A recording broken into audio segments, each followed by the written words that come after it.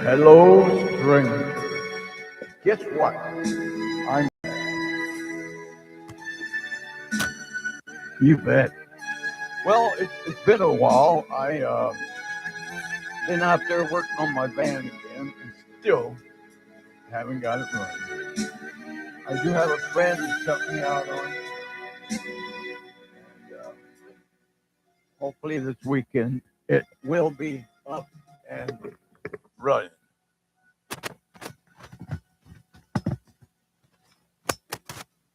I've had some difficulties with it, but hope that's short-lived and done with. But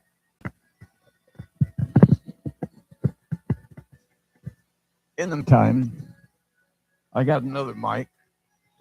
Hopefully, I'll get rid of this bug where people can't hear me. So, with that said, let's go.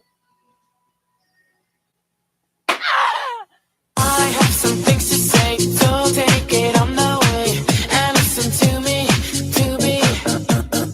You have to seize my sense, reuse me with intent. It is not easy, please me.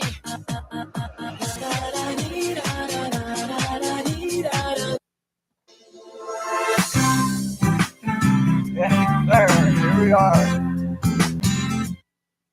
Hello there. It is Spiritualist R.J. Sheldon, psychic, and a spirit talker. I'll be on here for the next hour. It's been a few days, as I said earlier. Been out working on my truck, van. Been having trouble with it now since before Christmas. I finally got somebody who knows what they're doing helping me. And we're going to wind up putting the transmission in that thing. However, I do want to say hello.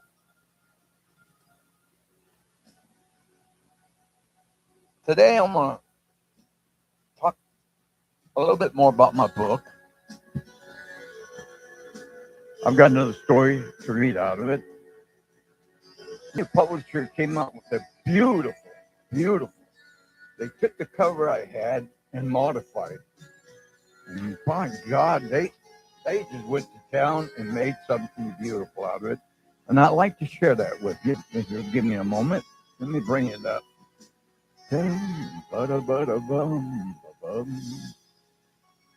Sugar love. It is awesome. They took what I had and just made it even prettier. Let me see if you can see it.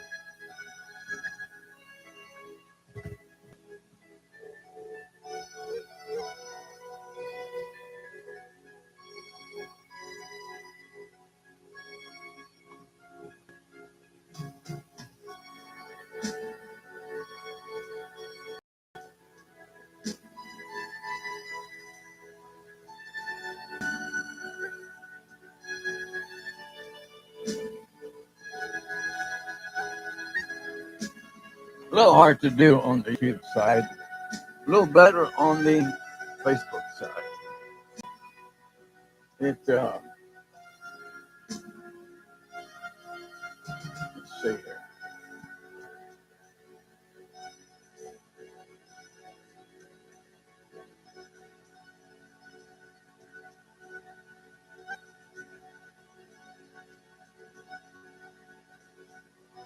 There you go. It is beautiful, and I'm hard working on it. Want to get this book done before Halloween. At least that's my goal. That's where I want to be. We'll see what happens.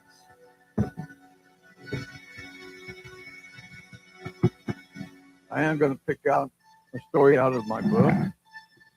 And let's see here. Got some pages here that I just recently sent to the publisher. Let me turn my background down.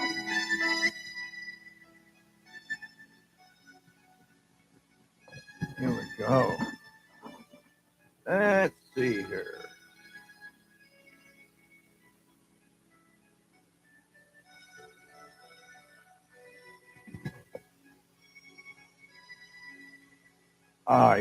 Yes. Here we go. This will be a good one.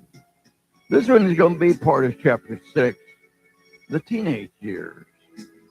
The book titled The Unknown at 10, The Experiences of a Boy from Beyond the Natural World and the Need to Know, by spiritualist R.J. Sheldon, psychic, and the spirit talker. Let's see here.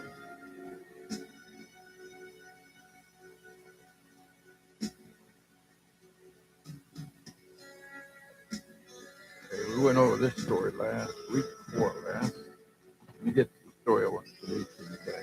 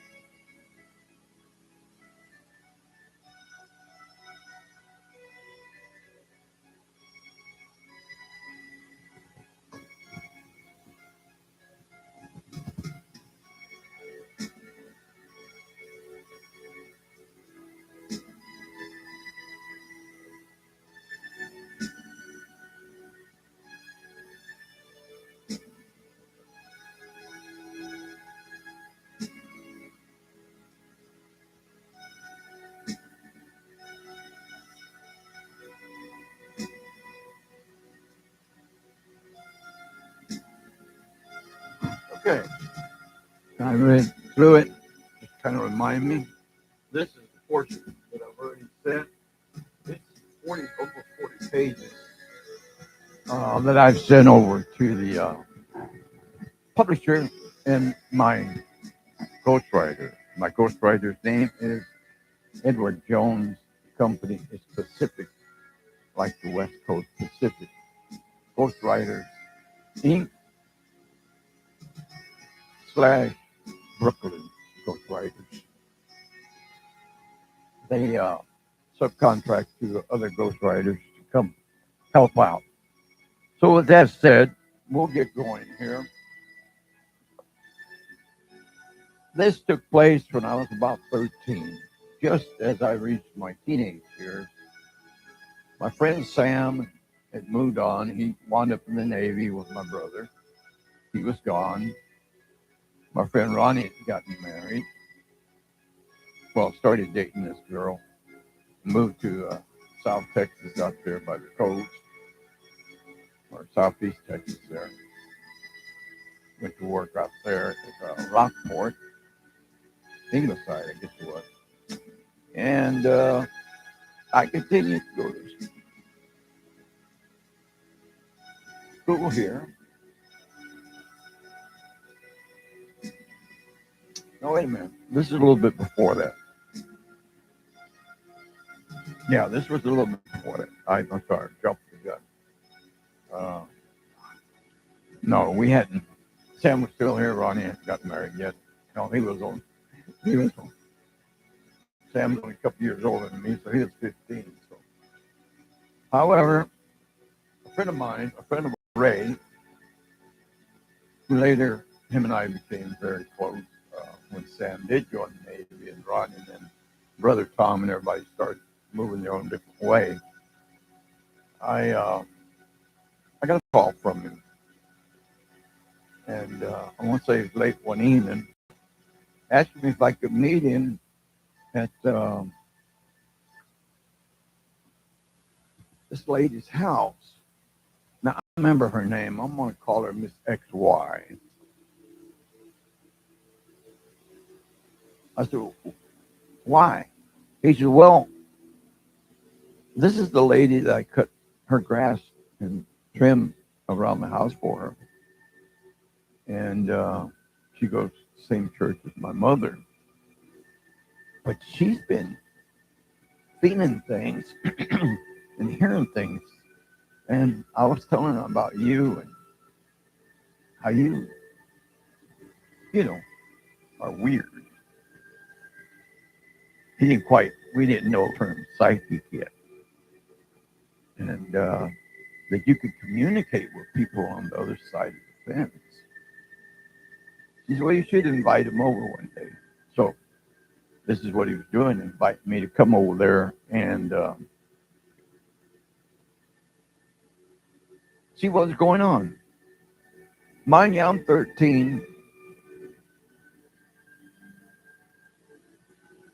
He was just turned 12 himself. He was a year and a half older than me. And more the age of my brother Tom. But I said, well, yeah, I guess I could meet you over there. So I asked my mother, and it's all right. Told her I was going to go to his house. And I left, went walking. Got over there, I guess mid-morning or so. And I'm in front of her house. He says, this is it. He says, come on. So we opened the gate, walked in up the sidewalk, which looked like it was miles long, but probably wasn't even that far. We finally made it to the big red door to the house. He knocked and knocked, and I knocked. Finally, the door opened. And there stood a woman, an Anglo woman. She looked like she'd been around a while. She's probably my age then now, but to me, she looked like she was thousands of years old already. And she looked at me and she looked at Ray and she's something like, what's going on or something like that. You must be the one. You must be the one Ray was talking about. Little Ray. She called him Little Ray. Because he was always short. And I didn't say anything, and then Ray finally spoke up to kind of clear the air. The silence and awkwardness. Yes, this is my friend Bobby. And he's the one that was telling you that can do certain things and can see certain things. So I've invited him to come over and, like, he wanted. She says, well, hi. Come in. I'm sorry. Come in, boys. Come in. So we went into the house.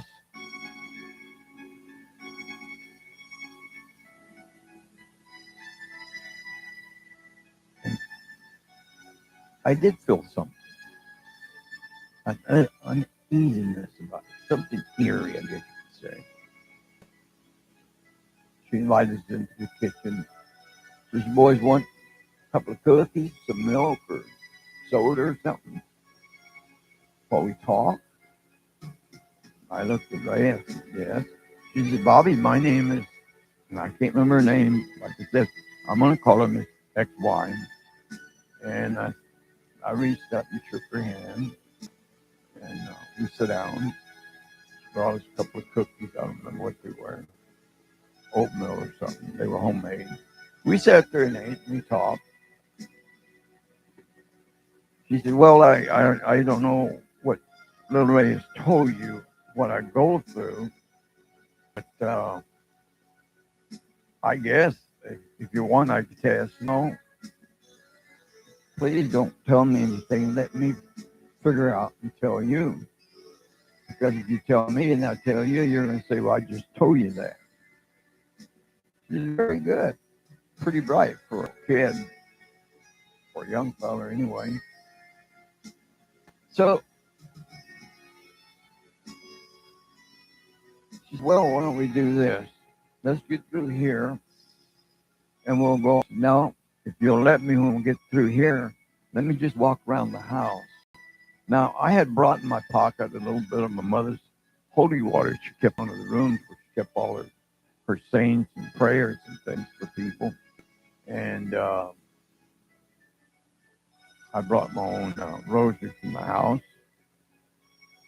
So I grabbed the little bottle of water, put it in my hand. Ray said, I'll go with you. I said, okay, come on. And she said, well, something like, what do you want to do? And I said, well, just wait here and let it, you don't mind, let us walk around your house. Okay. Just don't go through my stuff. Man, we didn't come here to go through your stuff. I remember telling her that. Not a little, you know. So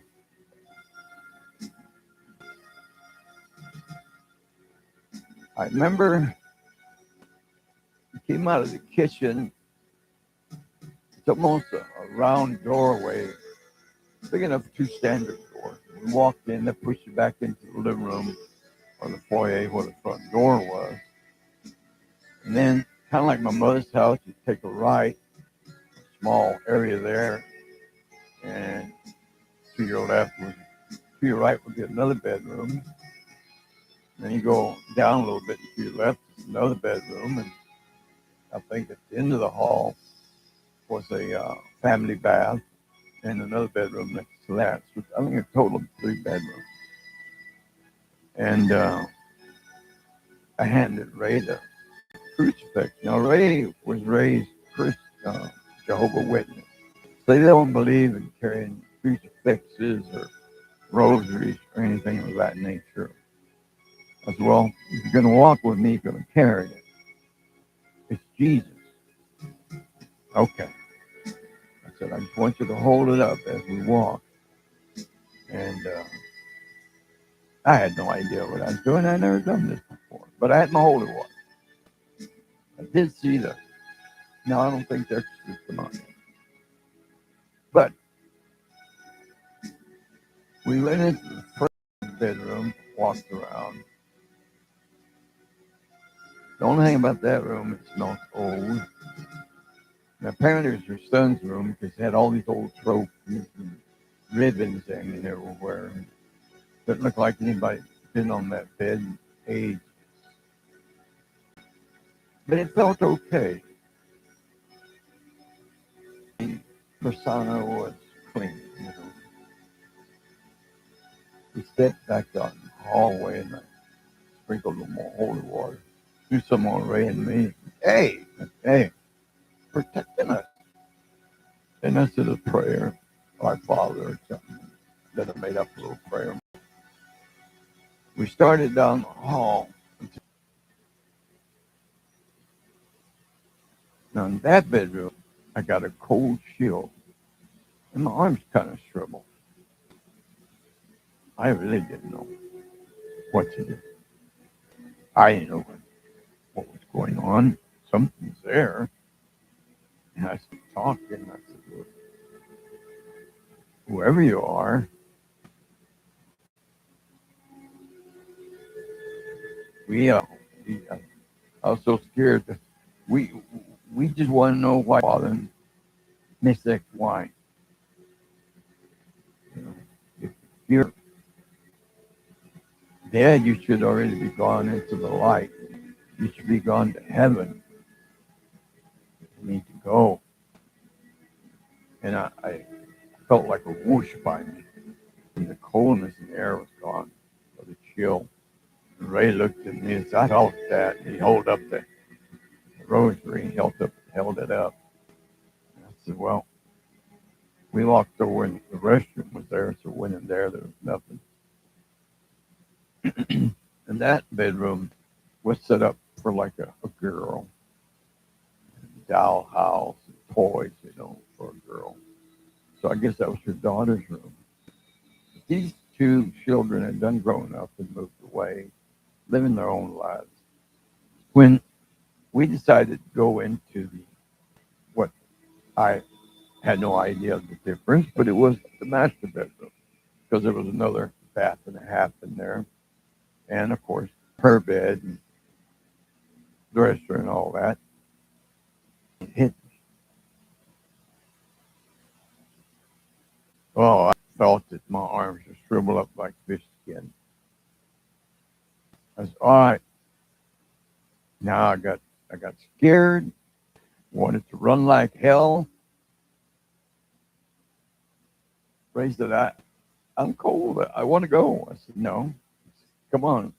I grabbed his hand and pulled him over next to me. And I grabbed his arm and put my arm around his arm. And I said, let's hold on to each other. And I started yelling at this. I thought was like a minute and throwing holy water everywhere. I said, you need to go into the light. You need to be gone.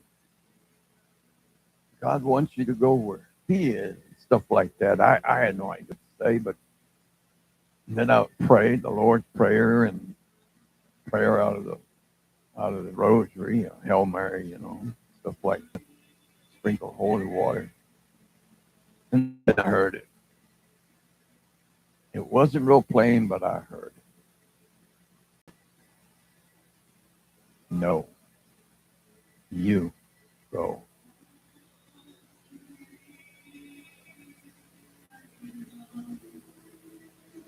Ray, what's wrong?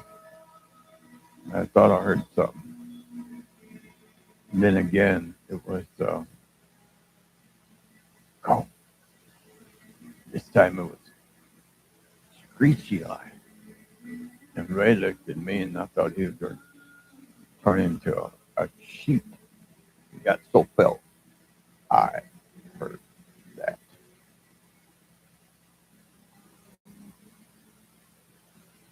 I says, you need to go into the light. Instead of getting scared, I got stronger and started telling him, you need to go to the light. You need to go be with God. You need to move on and leave this poor lady alone. He missed, again, I'll call her Miss XY. In peace, you need to go. And I started swinging holy water for a while. And then, again, no, I am mad.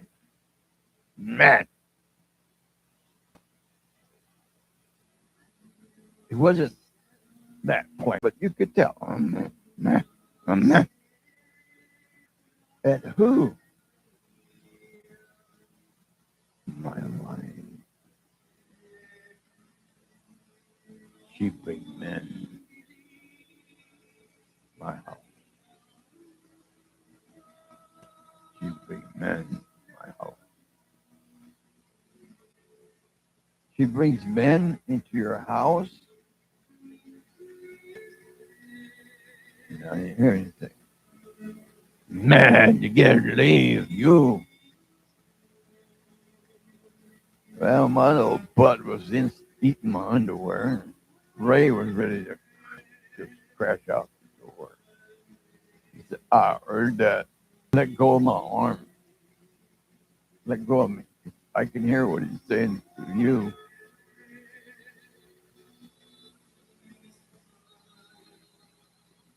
I said, so you're mad because she brings men here.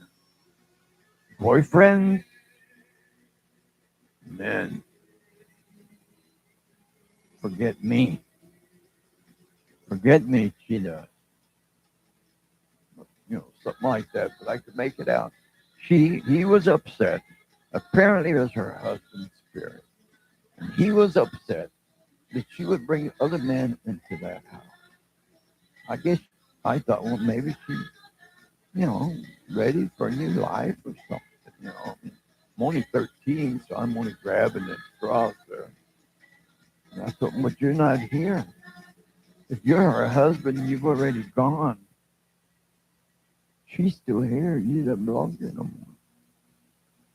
You need to give her peace. And it's like somebody would give me the words to say. I said, perhaps what you should do is go into the light and move on.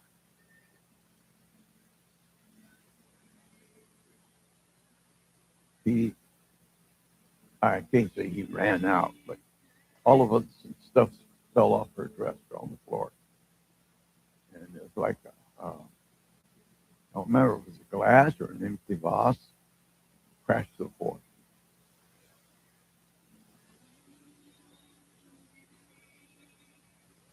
Wow.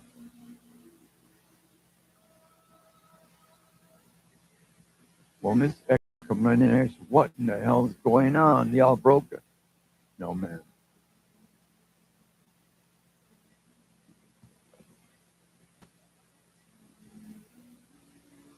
At first, I thought it was him, but it wasn't him.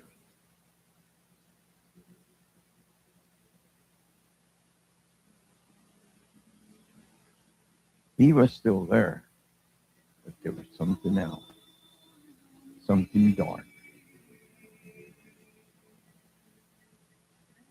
And I turned, and I felt like something was behind us, and I held out, "Who's there?"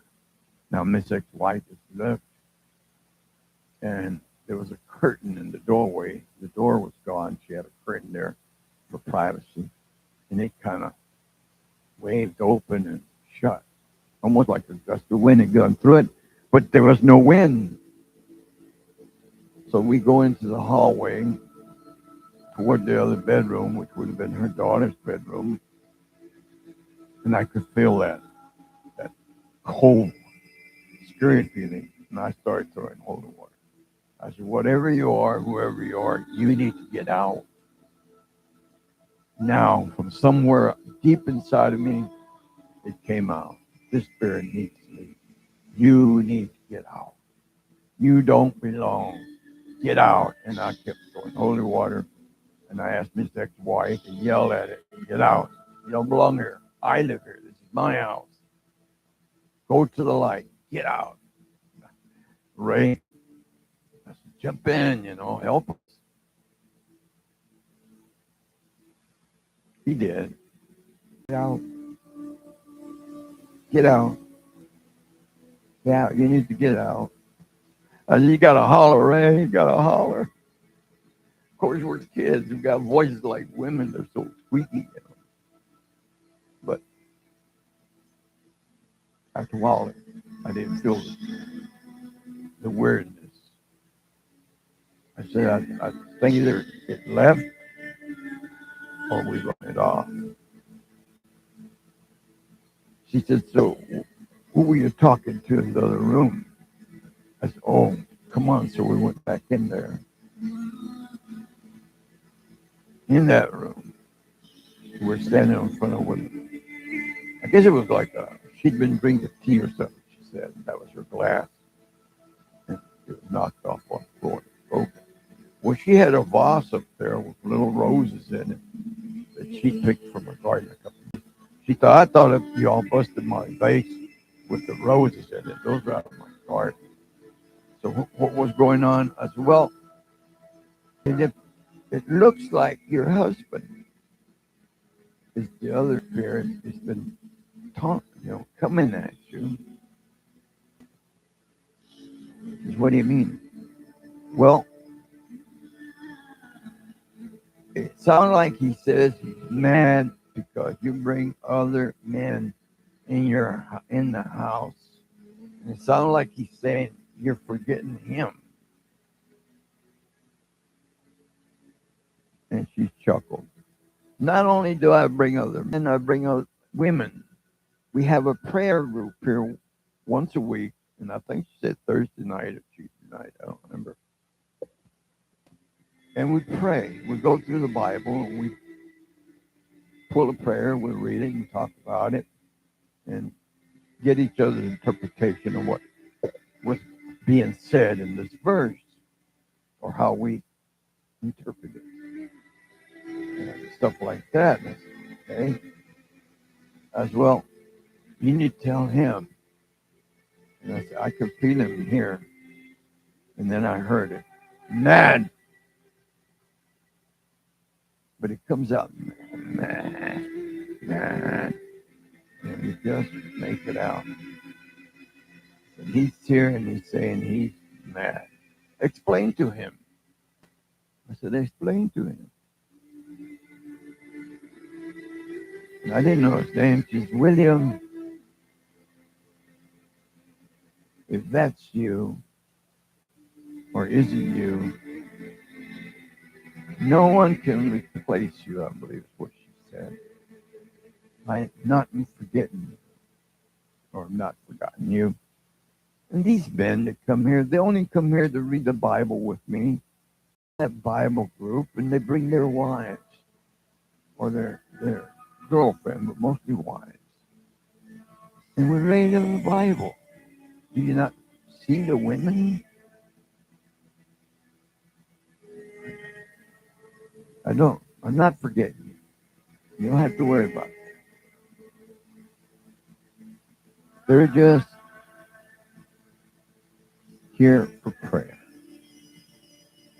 No one can replace you, or no one can take your place. One of the two, she told him, understand that I look forward to seeing you when I get there.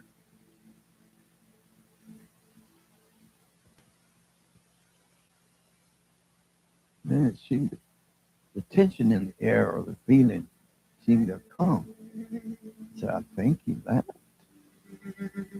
And then all of a sudden, that picture, that little picture, or vase, was sitting on her dresser. It wasn't very big because there were little roses.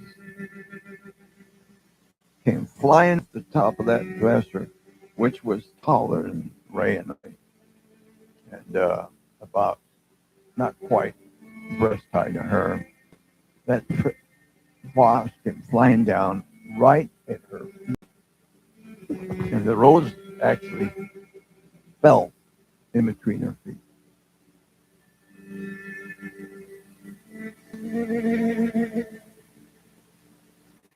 And all the sensation seemed to have gone away. I said, William, are you still here? And I told her, I said, Miss Ex-wife, talk to him. Tell him your thoughts or something, or what you're thinking. I didn't know big words, so it would have been simple words. And she goes, Willie boy. She looked at us. That's what I used to call him when we were young, like teenagers. Willie boy, nobody will take your place. And I'll be there to see you soon. So be ready for me, Willie boy. I still love you. And she actually started crying. I never dreamt it was you, or I never dreamed it was you. It was here. But don't worry about those people. They're just here for prayer, nothing else. I heard nothing. And the shriveled skin in my arms dissipated, went away. I said, I think he's gone. The chill in the air is gone. I don't feel the friction or electricity in the air. I think we gave him peace.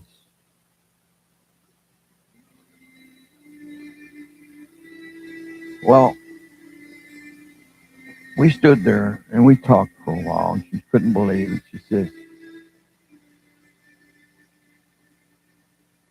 I don't know how you did that, but I always thought there were at least 2 or 3 here. I don't sense the other one myself. I don't either. Went back to the rest of the house one more time, spreading out holy water and praying around the doors and windows. And then I blessed her with it and told her that when she felt something, call him the Lord, Archangel Michael. That was my favorite. Protector. I said, but always yell out to them.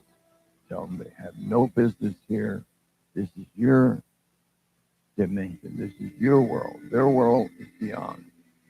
Stay away. Because they thrive on fear. They control on fear. They can't hurt you. They can make you hurt yourself.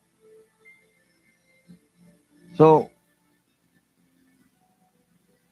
she invited us back into the kitchen, gave us a couple of more cookies.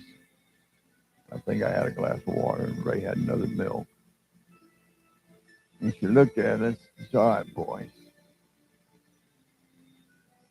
She looked at Ray and she goes, "So Ray, you're amazing. And Bobby Joe, you were amazing. I feel the house feels different, brighter. So I think, I felt, she said, that things were better now. 13 years old, I really didn't know what to do. I played it by ear. Thinking to get this comfortable. Got a back pain. But she was grateful, and she handed Ray a $50 bill. Man, that was like $1 million. You boys find a place and split that. Half for each one of them. I said, I didn't know we were going to get paid. That was a lot of money for 11 and a half year old and a 13-year-old.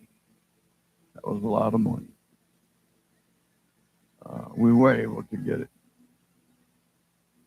He told his mom that we mowed her friend's yard, cut some trees and stuff. She went and cashed it and split it for us. But while we were there, she gave us more cookies. And she walked around. And at the counter, she kept Willie Boy's cup next to the coffee pot where she would brew the coffee. And she put it next to it. And she kept staring at it. And I looked at Ray and he looked at me. And Ray goes, you think it's going to walk away or something like that? She said, yeah. Sometimes I'm sitting here, little Ray, and the thing starts sliding down the counter. Not fast, slow, but it starts moving. Like someone's trying to pick it up, but they can't quite grab it and just keep moving. It never moved.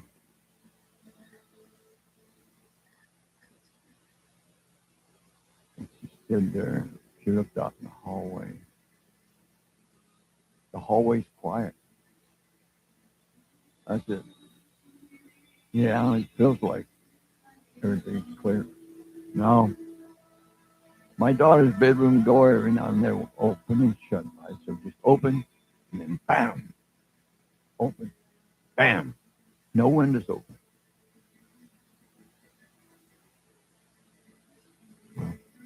That's where we ran into the other spirit.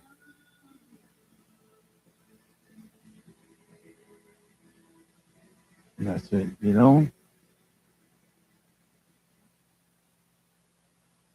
I still kind of feel it. She said, no, I do.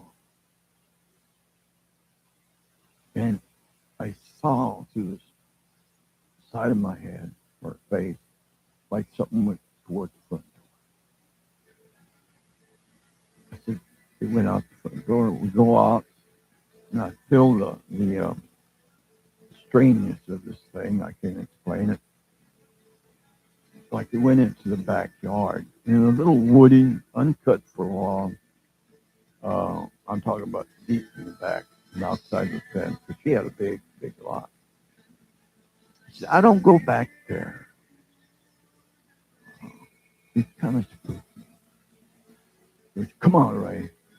And we went over there behind the fence. It's probably about 10 or 15 foot deep back there. And it backed up against another empty lot where it looked like a house had been tore down or burnt down. But anyway, Ray and I looked, and there were two old grave markers.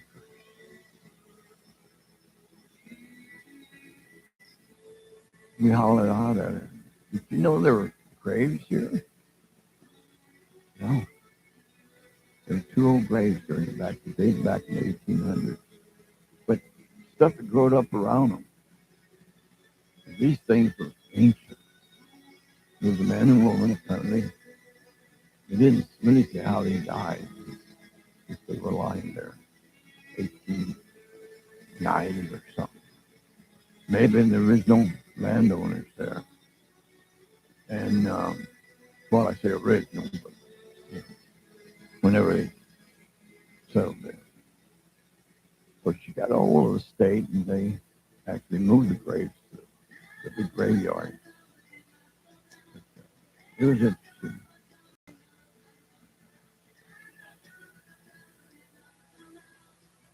I talked to Ray a few days later, or a week later. We started talking. And, oh, by the way, how's Miss XY doing?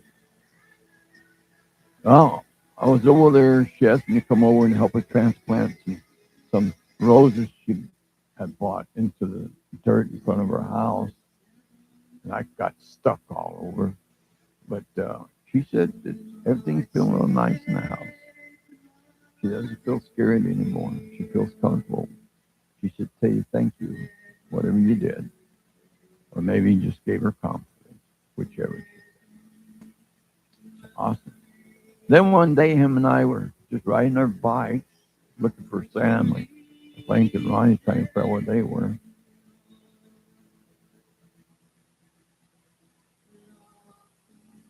Brother Tom was riding along with me. I looked at him. I said something like, "Hey, whatever happened? How's old lady?" I call her. Old lady XY. He says, "Funny you ask. She died over the weekend. She's gone. Her daughter was there closing up the house. They're going to sell it."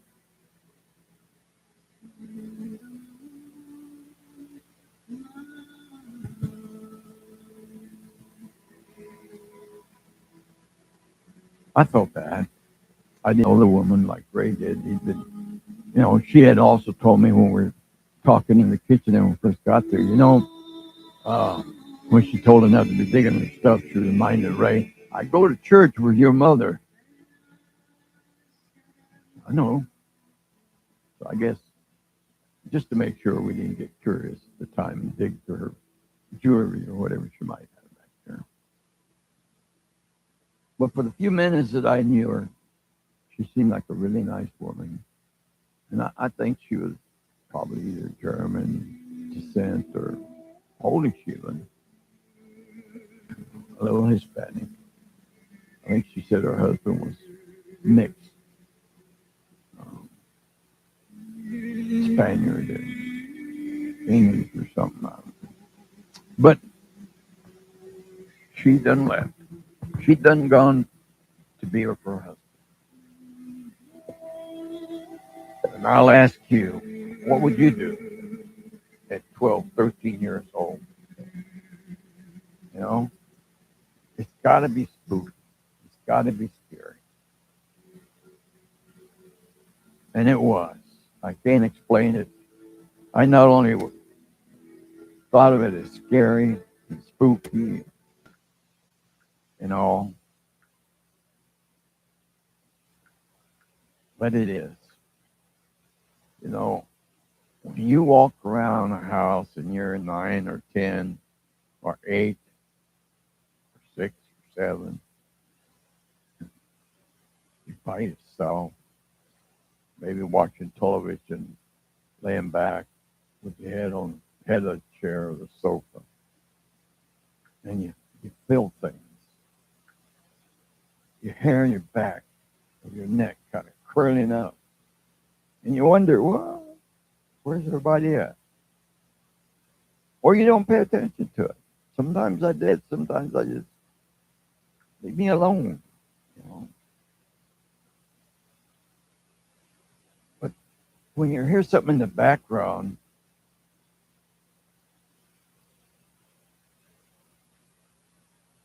Can you see me? what? What you say?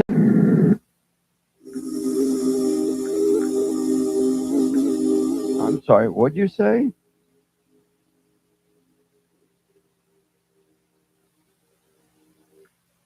Can you see me? No. Hello? Hello? Can you find me? No. Can you find me? No, I can't find you. I'm busy. I'm here. Where? Behind you. Look. Behind you. I don't see anything. Do y'all see anything? We don't I'm see you. behind you. No, you're not. I am right behind you. No, you're not. Don't be scared. I'm not. I just want to play a game with you. Oh, I don't play with kids. Hey, don't you run away. I'm not running away. You are. Stay with me. No. if you don't come play with me, then we will kill you. You what? What?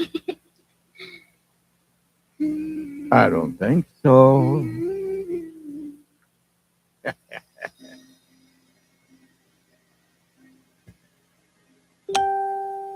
And that's what it's like. Hello, Brother John. Good to have you out there. Well, that is part of chapter 6. I forgot the page number. When the book comes out, you'll be able to read all those stories. They're not made up, they're true.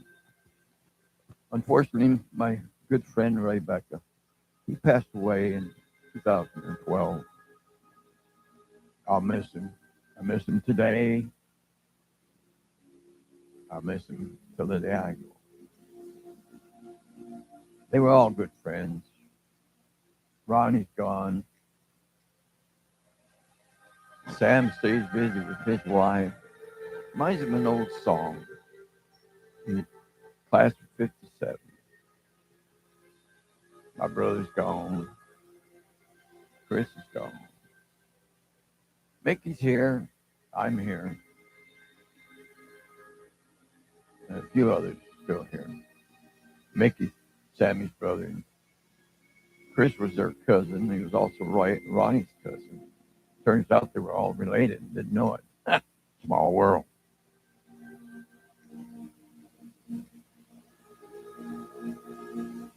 But so is the spirit world. When people walk around and say they don't believe in things, there is no such thing as psychics, ghosts. Well, there is. You just got to listen. They're out there. Are you back?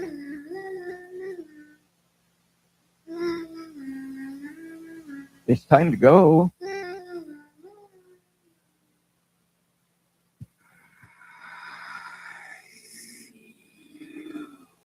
I see you too. Somewhere.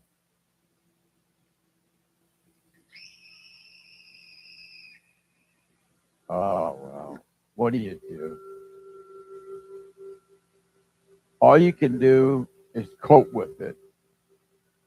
The dead can't hurt you, but they can make you hurt yourself. Believe me.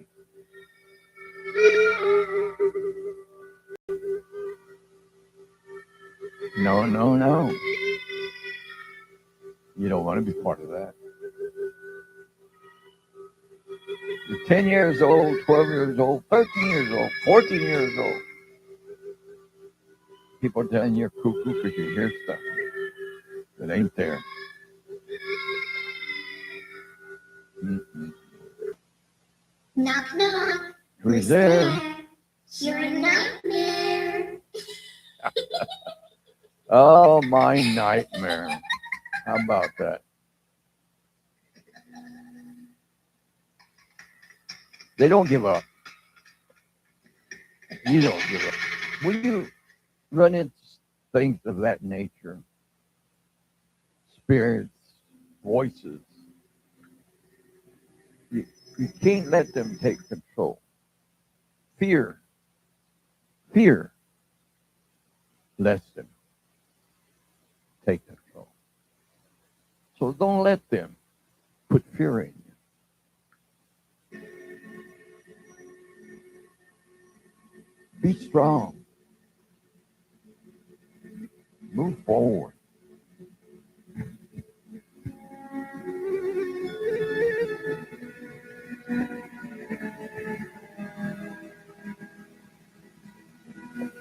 Call on the Lord. Call on the good spirits to be there with you. I like to call on Archangel Michael when I am feeling scared. Don't understand what's going on around me.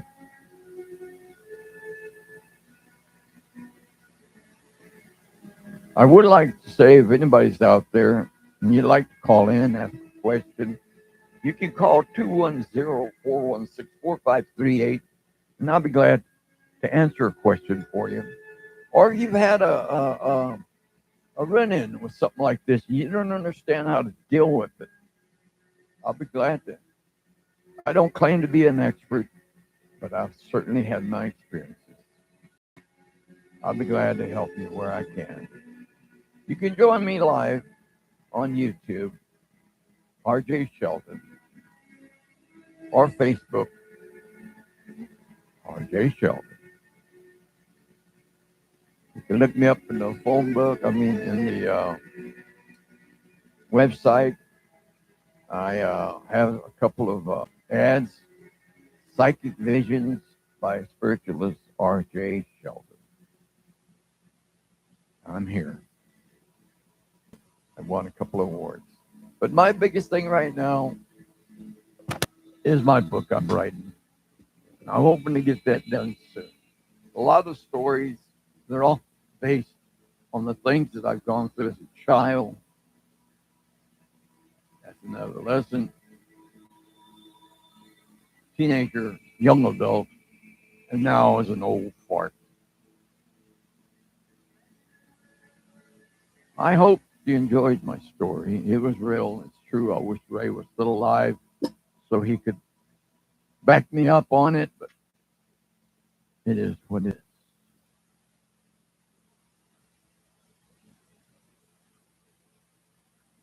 Believe in God.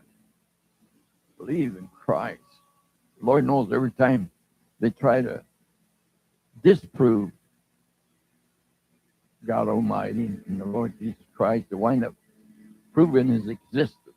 They try to disprove the Bible, they wind up proving his reality. If there's spirits out there,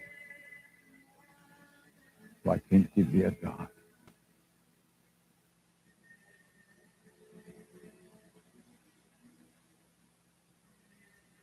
I'm hoping that next week I'm back to doing my daily birthday podcast at 1 o'clock.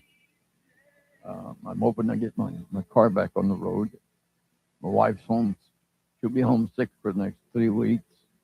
She hurt her back at work and she's forced to take some time off. And that kind of was a rock in my schedule, but I'll have to learn to work around it. But for today, say that was the story for the day. If you'd like to come see me for psychic reading and tarot cards, you can email me at psychicrjoseph, SATX@yahoo.com, or you can call my office, 210-416-4538. Leave a message if I don't answer, and I'll call you back as quick as I can. I'll be back here next Wednesday around noon, 1 o'clock. I do have a doctor's appointment that morning, but I should be back in time to do at least by 1 o'clock my podcast, where I'll pick another story. In the meantime, I'll be working on transferring more of my experiences into a story. I'm not changing them. I'm not dramatizing anything. I'm just telling it the way it is, incident by incident, story by story.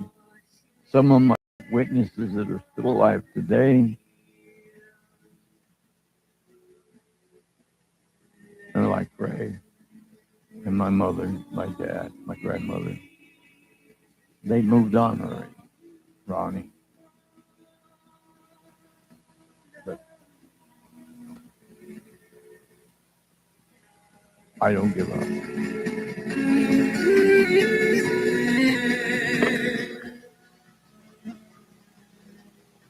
I look forward to completing my book, and I hope once it's done, those of you that are listening, you'll buy it.